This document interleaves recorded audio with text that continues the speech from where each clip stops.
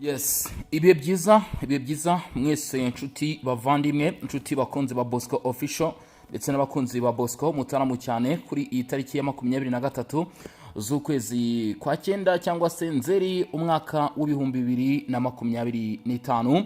Twongeye kugaruka muri studio rero aho tugiye kureba uko ibintu byifashe majyepfo amajyaruguru burasirazuba burengerazuba rwagati aha mu burasirazuba bwa Repubulika ya Demokarasi ya Congo, tugatembera kabisa tukareba uko situation ihagaze. Ndabizi bamutegerejanyije amatsiko muri benshi uko ibintu biba byifasha mu burasirazuba bwa Repubulika ya Demokarasi ya Congo kuri uru rugamba rukomeje guhuza inyeshyamba za 23 zirimo zirwanya ubutegetsi bwa leta ndetse Wazalendo na Fardc ngabo z'u Burundi biyemeje kabisa guhagarika cyangwa se kurandura burundu ikibazo cy'izingeshyamba zirano mu burasirazuba bwa Repubulika iharanira Demokarasi ya Congo. Ibisanzwe rero icyo namaze kubona cyo nta munsi w'ubusano ku butaka bw'uburasirazuba bwa Repubulika ya Demokarasi ya Congo, kuko imirwano yongeye gukomeza kuri itariki ya 23 kuva mu masaha y'urukerera. Hari bice byaje kuvugwamo imirwano hagati ya 23 ndetse na Wazalendo, aho bakora ibishoboka byose kugira ngo mu byukuri bigira imbere, ariko Wazalendo nayo ikababwira iti mu byukuri ibyo bintu byibagirwe, ibyo ntago bishoboka rwose. Mu byukuri harahumvikanye ibikorwa by'ubugizi bwa nabi, ariko kandi nanone unyemerere twerekeze muri Kivu y'Amajyepfo turebe mu gace bita Nzibira. Aka gace kongeye kuba isibaniro ry'imirwano. Nzibira yongeye kuba irimbukiro rya 23 nkuko amakuru aturukayo arimo abigaragaza. Uyu mutwe wa 23 nawo uracyakomeje kugerageza kabisa gukora ibishoboka byose muri bice bya Shabunda na Mwenga kugira ngo barebe yuko bakwinjira muri Shabunda, kuko Mwenga nyine niyo baturutse. Barebe ko bakwinjira hariya muri Shabunda, ariko reka nkubwire yuko urukuta rukomeye cyane ruri hariya rwose rwa Wazalendo. Sinzi ko ruza kuba rwaborohera muri ibi bice bya Zawalungu. Amakuru avuga ko 23 mu byukuri amakuru ari guturuka bamwe batangiye guhunga iyi Nzibira. Rero Nzibira yabaye Nzibira kubera iki Nzibira yaje kuba Nzibira mw'abantu mwe? Ni ukubera yuko iyi 23 n'ubundi yageze Nzibira isanze yarashegeshwe muri ibi bice bya Mwenga na Zawalungu, yarahuriyemo n'uruva gusenya. Murabizi yuko mu minsi ishize aha Kivu y'Amajyepfo drone zikoreye akazi kazo, ndetse indege za Sukhoi nazo ziza zongeramo, biragenda biba bibi cyane cyangwa se bibera inzozi mbi cyane abagize itsinda ry'umutwe wa 23. Ni nako rero bimeze muri iki gitondo cya none tariki 23. Imirwano yaramutse yumvikana muri ibi bice bya Nzibira nkuko amakuru aturukayo abivuga. Gusa ni imirwano yaje kuba isiga abagize itsinda rya 23 kugeza muri iki gitondo bivuga ko bagera kuri 15 baguye muri iyi mirwano rwose.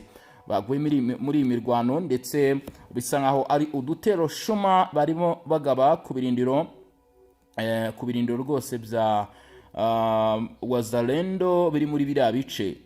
Wazalendo Foka Mike akaba ari we uyoboye turiya duce rwose, niwe urimo udukontora cyangwa se niwe urimo utugenzura akurikirana 5 ibiri kuba muri biriya bice. Abwira 23 rero ati njyewe Foka Mike kugira ngo muzanceho bizabagora kandi bizabasaba ingufu.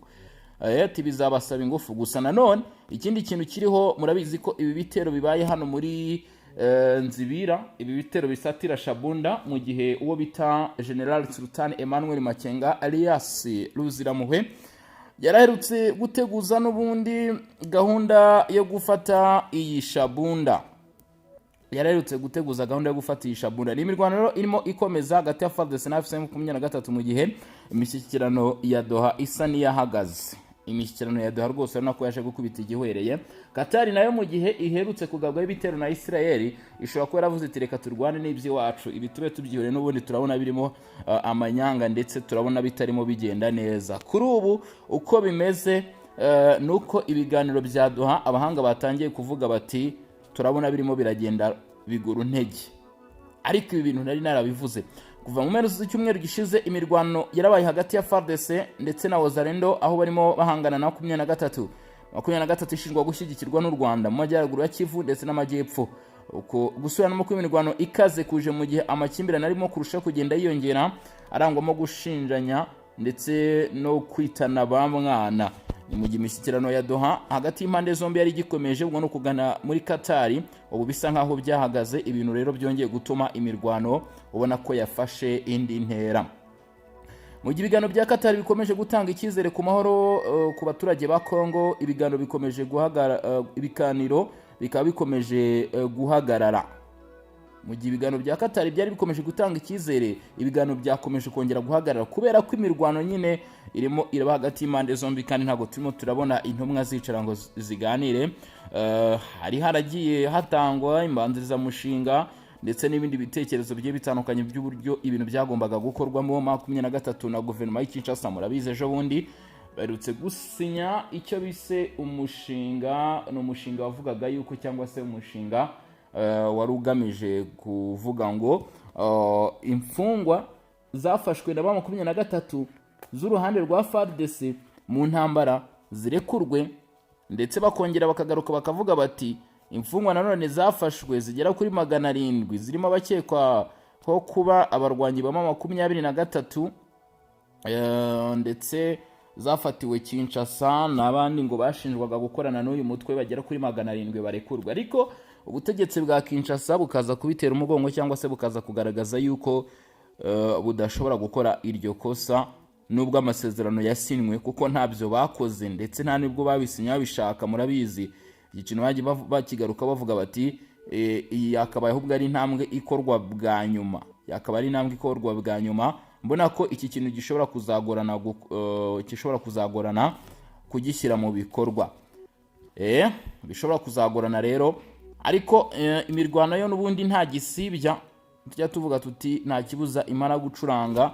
Muri Nzibira amakuru aturuka aravuga ko urugamba rukomeje muri teritwari ya Warikare. Amakuru naho aturuka aravuga ko ari n'ibikorwa by'urugomo byongeye kugaragara mu gace kangaha muri Warikare. Ibikorwa rero bikaba birimo ubujura bwibasiriye abaturage, ndetse abaturage bibasiriwe n'ubujura n'ubundi basanzwe bari mu bibazo bidasanzwe by'imirwano imaze iminsi yabera. Murabizi nicyo kintu tumaze iminsi tugarukaho, nicyo kintu tumaze iminsi tuvuga iby'imirwano. Ni Warikare, ni mu giturage bita Rukoma.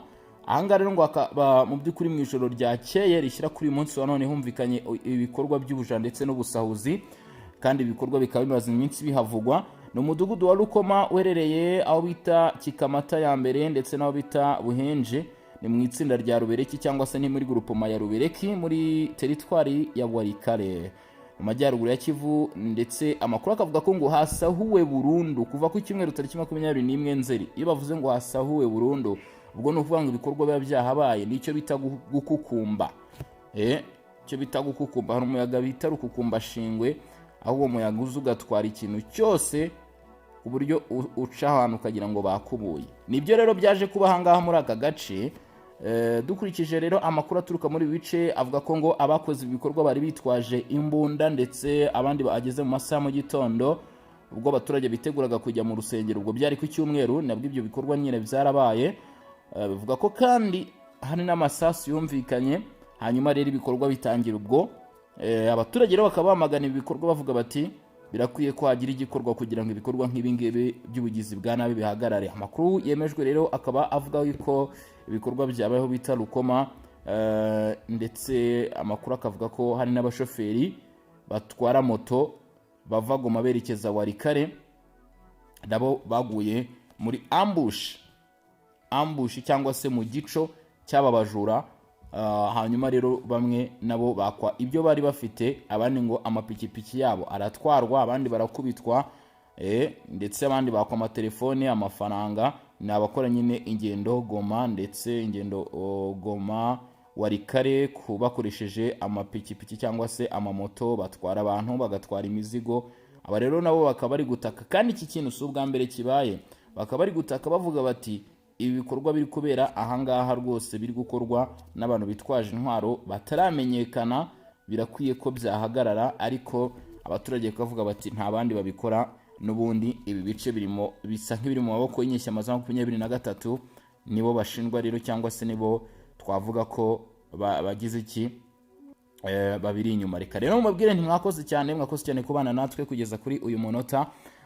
twarebaga mu by'ukuri update z'amakuru agezweho cyangwa se amakuru yihutirwa cyane uko ibintu bimeze cyangwa se nuko byaramutse. Njye mvuga kuri mikoro amazina yanjye akaba ari Bosco, ni Bosco official. Nta kindi kintu gusaba usibye gukanda like, share hirya no hino mu magroupe ndetse n'abagenzi bawe, subscribe nugukora kuri ako gabudo gatukura ugakanda kukazogera kabanza hejuru, ubundi tukajya twibanira umunsi ku wundi kuva ku wa mbere kugeza ku wundi wa mbere, twirebera amakuru, twiyumvira amakuru biri kuba mu burasirazuba bwa Kongo nta munsi n'umwe ndetse nta na kimwe utarutse. Urakoze cyane rero, murakarama, ciao ciao, hasta la vista.